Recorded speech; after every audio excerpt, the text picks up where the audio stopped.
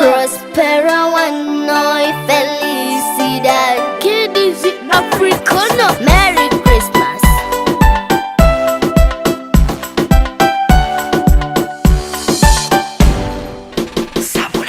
We wish you a Merry Christmas. We wish you a Merry Christmas. We wish you a Merry Christmas and a Happy New Year. This is a season of love. This is a season of joy. Celebrating Jesus Christ. Celebrating His birth. He gives us life and gives us joy. Now let us celebrate Him. Merry, merry. We wish you a Merry Christmas. We wish you a Merry Christmas. We wish you a Merry Christmas and a Happy New Year. My dress is ready, my shoes are ready. To church I go and praise. Mama tata senga mujyetulie lela lukulu azaritwa. His birth brings us joy, His birth brings us life. His birth is everything. Merry, merry. We wish you a Merry Christmas. மகன் தூய ஆவியின் திரியேக ஆசீர்வாதம் நம் அனைவரையும் ஆசீர்வதித்து காப்பதாக. ஆமென். எனக்கு அன்பான இறை மக்களே, இன்றைய நாளில் சிந்தனைக்காக உபாகமம் 32 8வது வசனம். உன்னதமானவர் ஜாதிகளின் சுதந்திரத்தை குறித்து மனுமக்களை வெவ்வேறாக பிரித்த பொழுது இஸ்ரவேலினுடைய இலக்கத்தின்படியே ஜனங்களின் எல்லைகளை ஏற்படுத்தினார். ஜனங்களுக்கு எல்லைகளை ஏற்படுத்துகிற ஆண்டவர். இன்றைக்கு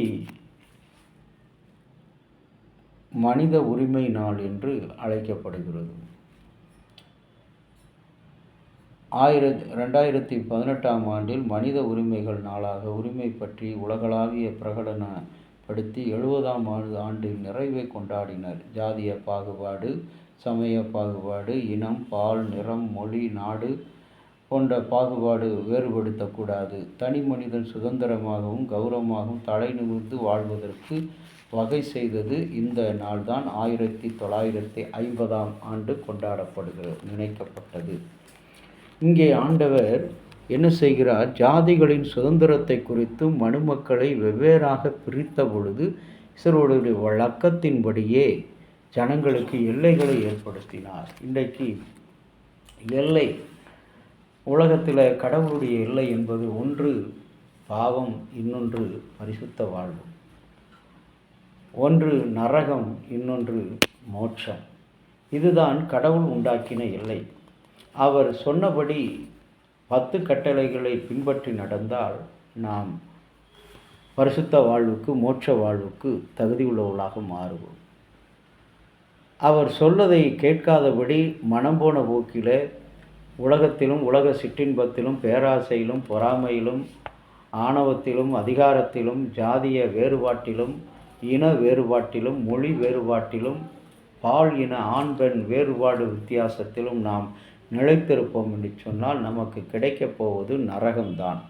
ஆகவேதான் ஜனங்களுக்கு எல்லைகளை அவருடைய இலக்கம் என்பது அவருடைய செயல்களை குறிக்கிற அடையாளம். இலக்கம் ஒருவேளை எண்கள் என்றாலும் அந்த எண் என்ன?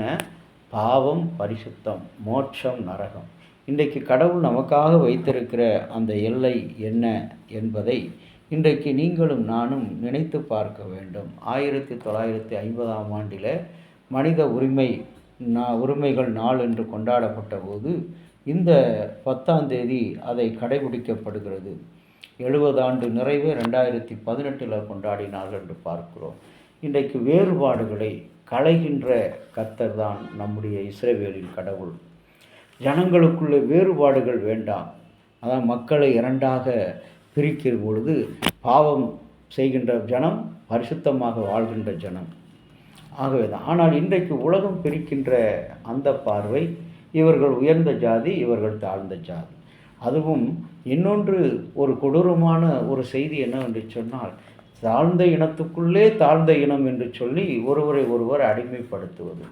திருச்சபை ஒன்றிணைக்கப்பட வேண்டும், திருச்சபைகளை ஒற்றுமையாக வாழ வேண்டும் என்று தான் கடவுள் அவர்கள் அனைவரும் ஒன்றாக இருக்க வேண்டும் என்று சொல்லி அவர்களுக்காக 2 இலக்கங்களை, எல்லைகளை குறித்து வைத்திருந்தார். ஆனால் இன்றைக்கு திருச்சபை பல பிரிவுகளை உள்ளடக்கி தன்னுடைய இனத்துக்கு மாத்திரமே முக்கியத்துவம், தன்னுடைய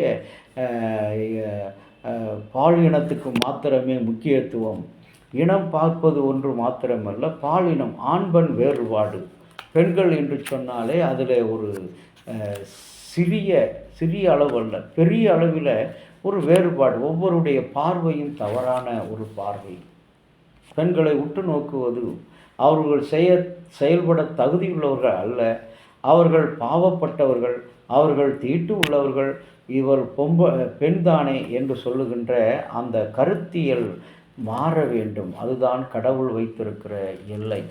இந்த எல்லையை விட்டு, நீ வைத்திருக்கிற அந்த கருத்தியல் எல்லையை விட்டு கடந்து பாலினத்தில் ஒற்றுமை, ஆண் பெண் வேறுபாடு, இருவரும் ஒன்றாய் இருப்பார்கள். ஆகவே தான் அப்போஸ்தலனாகிய பவுல் சொல்லியிருக்கிறார், கிரேக்கர் என்றும் யூதர் என்றும் இல்லை, எல்லோரும் ஒன்று.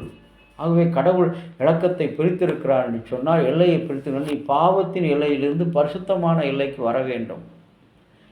நரகத்தின் எல்லையை விட்டு மோட்சத்தின் எல்லைக்கு வர வேண்டும். இன்றைக்கு நாம் நினைக்கின்ற கருத்தியல், பாலின வேறுபாடுகள், இன வேறுபாடுகள், மொழி வேறுபாடுகள், இவற்றிலிருந்து அந்த எல்லையை விட்டு ஒற்றுமை என்கின்ற அந்த எல்லைக்கு நாம் கடந்து வர வேண்டும். அதைத்தான் ஆண்டவர் சிலுவையிலே உங்களுக்காக எனக்காக செய்து எல்லோருக்காக, பிதாவே இவர்களுக்காக மன்னியும்.